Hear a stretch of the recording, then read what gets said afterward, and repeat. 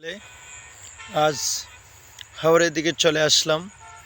এসে দেখেন সুপাকনাদানের মধ্যখানে দাঁড়িয়ে আছি, যেখানে পাখনাদারের একটি মৌ মৌ গন্ধ খুব মনটাকে খুব চাঙ্গা করে, আসলে খুব ভালো লাগে। দেখেন আল্লাহ আমাদের কি মহান, আমাদের রিজিককে কত সুন্দর করে আমাদেরকে দিয়েছেন। আল্লাহ আসলে আল্লাহর শুকরিয়া আমরা যাপন করতে পারি না। আমরা সবাই সব সময় আল্লাহর শুকরিয়া, আল্লাহর কাজগুলো অনুসরণ করতাম এবং শুকরিয়া যাপন সব সময় মহান আল্লাহ রাব্বুল আলামিনের দরবারে জানাতাম আলহামদুলিল্লাহ আলহামদুলিল্লাহ আলহামদুলিল্লাহ।